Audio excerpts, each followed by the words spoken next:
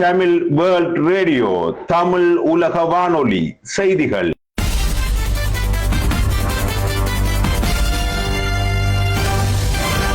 தலைப்புச் செய்திகள். தமிழுலக வானொலியின் மதிய நேர பிரதான செய்திகளோடு நான் டி.கே. ரஜினி. சட்டவிரோத மணலேற்றிய உளவு இயந்திரத்தை விரட்டி பிடித்த சாவகச்சேரி போலீசார். காப்போதா உயர்தர பரீட்சை மறுமதிப்பீட்டு பெறுபவர்கள் வெளியீடு. சிலியின் மத்திய பகுதியில் நிலநடுக்கம். FIFA உலகக்கிண்ண கால்பந்தாட்டத்தில் காலிறுதிக்குள் நுழைந்தது பிரான்ஸ். லக்ஷ்மி திருமண சேவை உலகளாவிய ரீதியில் சுவிட்சர்லாந்தில் இயங்கிக் கொண்டிருக்கும் முன்னணி திருமண சேவை. பதிவு செய்யப்பட்ட நிறுவனம், உண்மையான மற்றும் சரிபார்க்கப்பட்ட பதிவுகள், தகுதியான பொருத்தங்கள், பாதுகாப்பான மற்றும் நம்பகமான தொடர்புகள். உங்கள் அன்புக்குரிய வாழ்க்கை துணையை கண்டுபிடிக்க ஆசையா? நீங்கள் எங்கிருந்தாலும் நாங்கள் தேடித் தருகிறோம். லக்ஷ்மி திருமண சேவை. உங்கள் இல்லற பயணத்தில் நம்பிக்கையோடு காலடி எடுத்து வையுங்கள். சரியான வாழ்க்கை துணையை இன்றே தேர்ந்தெடுங்கள்.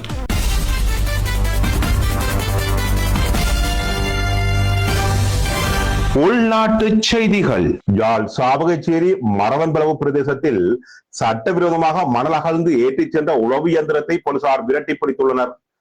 மரவன்பளவு பிரதேசத்தில் சட்டவிரோத மணல் அகழ்வு இடம்பெறுவதாக சாவகச்சேரி போலீசாருக்கு கிடைத்த தகவலை அடுத்து நேற்றிரவு 11 மணி அளவில் போலீசார் அங்கு சென்றுள்ளனர். அங்கு போலீசாரின் அறிவுறுத்தலையும் பொருட்படுத்தாது உளவு இயந்திரத்தை வேகமாக ஓட்டிச் சென்றதோடு போலீசாருக்கு தடை ஏற்படுத்தும் விதமாக மணலை வீதியில் கொட்டியவாறு உளவு இயந்திரத்தை செலுத்தியுள்ளனர். இறுதியாக உளவு இயந்திரத்தை பட்டைக்குள் விட்டுவிட்டு அதில் பயணித்த ஐவரும் தப்பிச் சென்றுள்ளனர். இந்த நிலையில் உளவு இயந்திரத்தை கைப்பற்றிய சாவகச்சேரி போலீசார் தப்பியோடியவர்களை கைது செய்யும் நடவடிக்கையில் ஈடுபட்டுள்ளனர். 2025 ஆண்டிற்கான கல்வி பொது தராதர உயர்தர பரீட்சை மறுமதிப்பீட்டு பெறுபவர்கள் வெளியிடப்பட்டுள்ளதாக பரீட்சைகள் திணைக்களம் அறிவுறுத்தியுள்ளது. பரீட்சார்த்திகள் தங்களது மறுமதிப்பீட்டு பெறுபவர்களை பரீட்சைகள் திணைக்களத்தின் உத்தியோகபூர்வ இணையதளமான www.donut.lk அல்லது www.result.exam.gov.kl ஆகியவற்றுக்கு சென்று பார்வையிட முடியும் எனவும் பரீட்சைகள் திணைக்களம் அறிவுறுத்தியுள்ளது.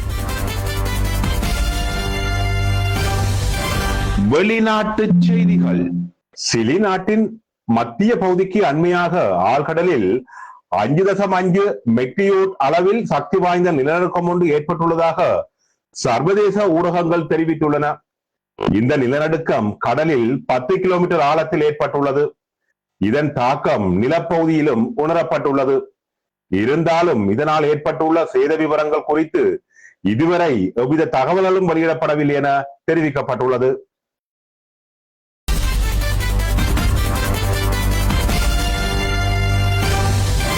விளையாட்டு செய்திகள். FIFA உலகக்கிண்ண கால்பந்து தொடரின் ரவுண்ட் ஆப் 16 சுற்று போட்டியில் பரகுவே அணியை 1-0 என்ற கோல் கணக்கில் வீழ்த்தி பிரான்ஸ் அணி காலிறுதி போட்டிக்கு தகுதி பெற்றுள்ளது.